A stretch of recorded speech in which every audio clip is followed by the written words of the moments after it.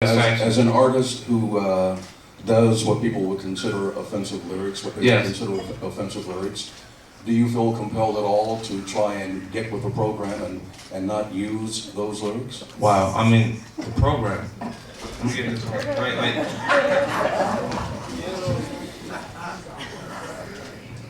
Okay. Let me do it. Wait.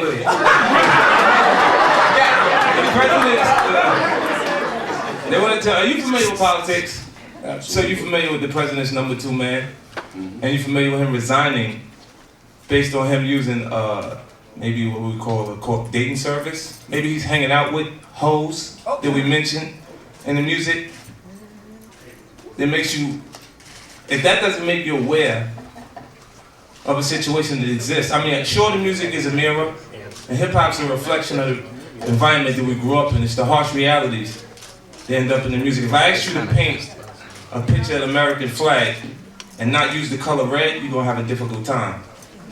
You know, so to capture what we're trying to capture in the art form, I'm sure some conservative Americans can't actually ID with it because of their lifestyle and the way they've actually been brought up, and they haven't been exposed to these realities. You know, I understand it. I'm actually angry at some points when I'm confused or I don't have information. So, again, I understand why I'm constantly being attacked on some levels, but you see T.I. anxious to answer the same question because he falls into the same category. Also, all of hip-hop.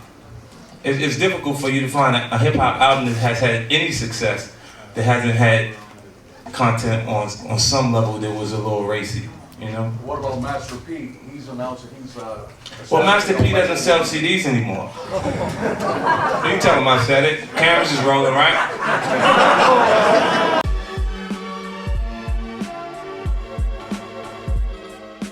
There's no doubt that the gangsta activity is very real in poor black communities, and therefore artists who are connected with gangster activity will be singing about those realities. And they ought to. They ought to be wrestling with those realities. We all ought to be concerned with those realities.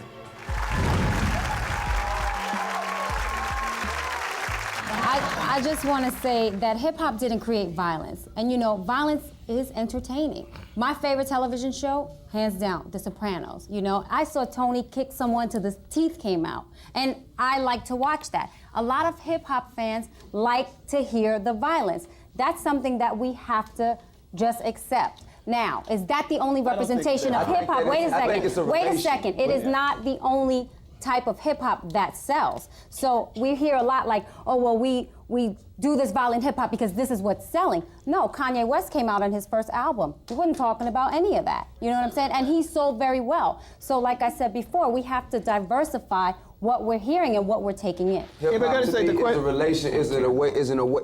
is a way to relate to the people and the public. And like you say, Kanye dropped his first album. It was college dropout. Okay, well, he related to a bunch of college kids. A bunch of college kids bought his records, you know what I'm saying? Whereas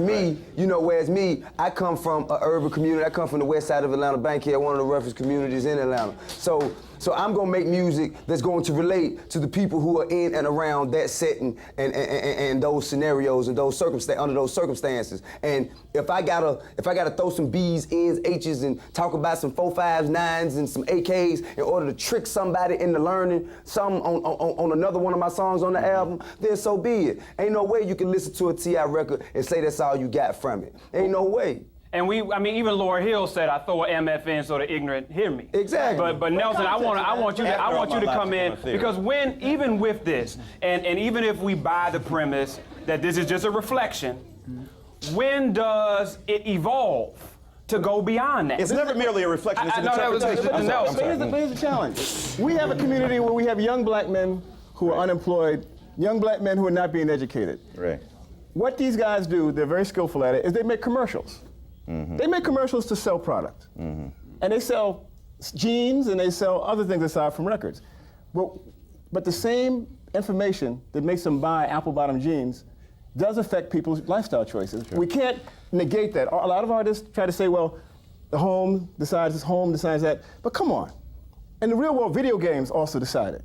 and rap records also decided, and movies also decided. So we can't act like these things don't have an effect on behavior. Let's stop giving hip-hop the blame for America's problems. It's like hip-hop is taking the blame for everything that's wrong with not just black people, with America, period. America is built on finance. Right. Finance from jump. Well, I don't care what it is. If you put one booty on TV and it sells 1 million, the next person's gonna put 2 just to sell it. You feel what I'm saying? Because why? Because, like you said again, we don't own the labels. We don't own the label, so whoever owns the label, they're about making money. You think they really give a damn if our community gets cleaned up? They don't care. Have to get I agree. Doc, I want you to get this. But behind that, it's about the non-for-profit organizations and people taking a chance and saying, yo, what do you do, young brother, behind the scenes that is helping your community? Come ask me. Don't just look at the TV and assume, because when you assume, you make an ass out of yourself. You feel what I'm saying? So don't do that. Just come to me and ask me. Say, yo, young brother. Image. Here's the thing. The video of you doing whatever behavior you do is more powerful, and more penetrating into the consciousness of everyone here than your nonprofit. Why is that? Why is that? Well, you know that's a standard that was set in the home. It all starts at home. Are you a father? You're not a father, okay? I'm a father of 5, okay? And my kids watch BET, they watch all kinds of videos, they watch movies, they listen to music, they like 50, they like Lil Wayne, they like, you know, whomever you can mention. But when my children look at this TV and see these videos and listen to this music, I don't care how impressionable it is. They know they ain't gonna have to deal with 50, they gonna have to deal with daddy. You dig what I'm saying? And I think that's the way it starts. I think that we looking to the rappers, athletes, and actors to raise our children instead of doing it ourselves in our homes. That's honestly my opinion. And I think that people are blaming hip-hop, you know, when they really should be looking in the mirror and blaming themselves. You know, how much more time could I have been there for my child? You know, I'm on a CD. He listened to me, but you know, I can't listen back. You know, I talk to him. He can't. I don't know what he getting from it. You do. You know what I'm saying? You know when he wake up and you see him dressed in a shirt you never seen him in before, and you know what I'm saying, you figure this could be the beginning of something, why don't you stop and why don't you talk to him about it? Ask him where he got that from. You know, if you don't do that, it's gonna grow into something bigger and bigger. You dig what I'm saying?